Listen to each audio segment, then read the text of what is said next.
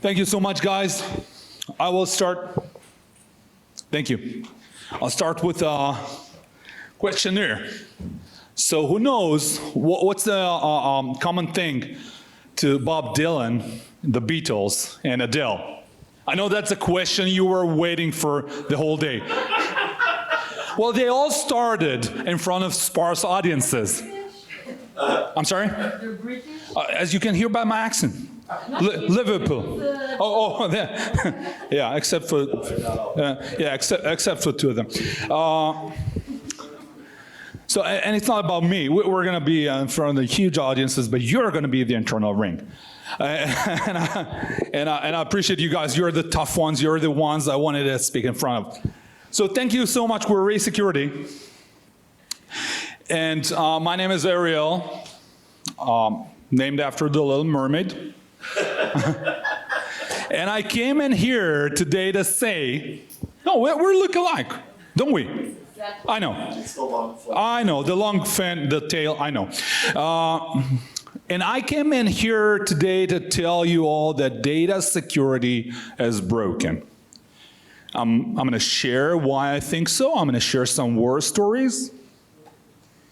And I'm going to share that we believe that your biggest threat is not the data you're using today. I'm just following your lead. You made such a huge impression. I just saw this guy smiling at me. So I'm just following your energy lead. We think that the biggest threat to your data is anything but the data you're using. In fact, the biggest threat to your data is the data that you've completely forgotten about. And there is one number. There is one number. There is one number. And when I say this number is going to change everything you thought you knew about data security. And this number is the proportion of the data that's currently, right now, as we speak, is not being put to use out of all the data within your enterprises. This number is 98%. At any point in time, enterprises use less than 2% of the data they have. Which means that 98% of the data right now within your enterprises sits dormant. And the question is, if you agree with me, that only 2% of data is going to be put to use between now and the next couple of days, and that's true. My question is, who benefits from the fact that your 98% of your data is exposed? It's definitely not you. Think about it for a minute.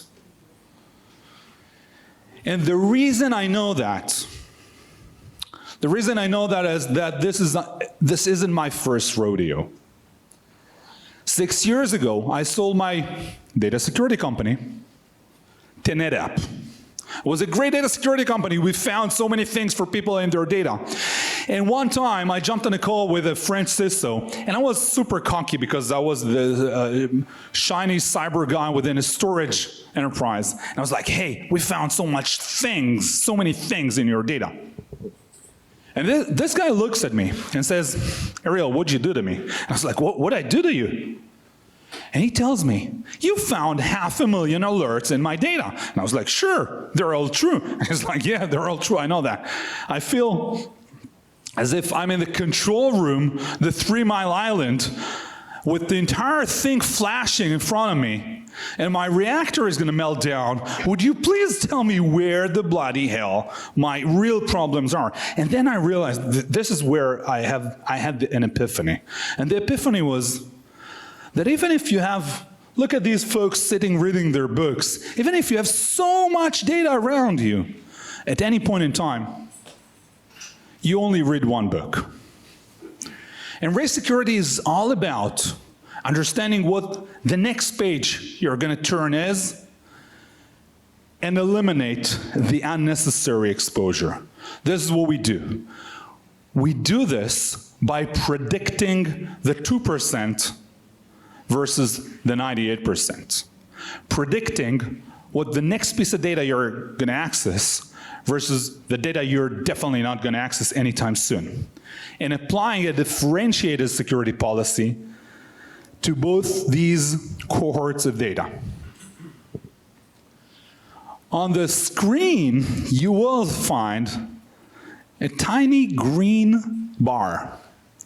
Let me know if you spotted it. It's on the right-hand side. Thank you. On the right-hand side of the screen, on the overall bar, there is a small, tiny green bar representing the 2% of the data we predict you're going to put to use.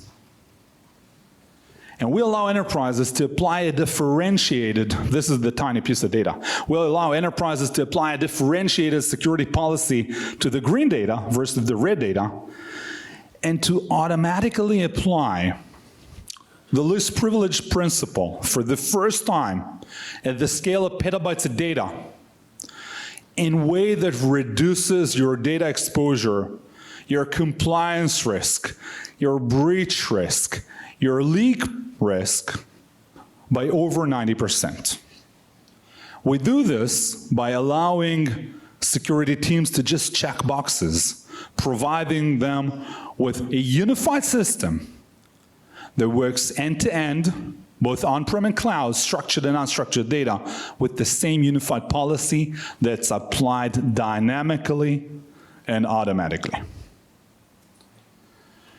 This incredibly simplifies all of our beloved data use cases, such as DLP, the number one beloved use case, probably.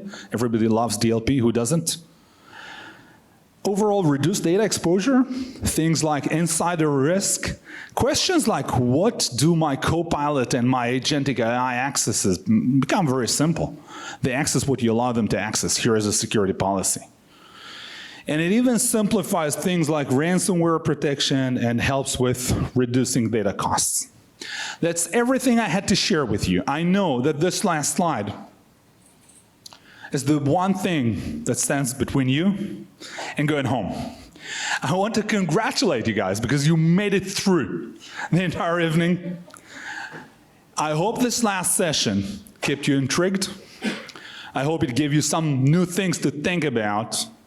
And I want to thank you deeply for your attention.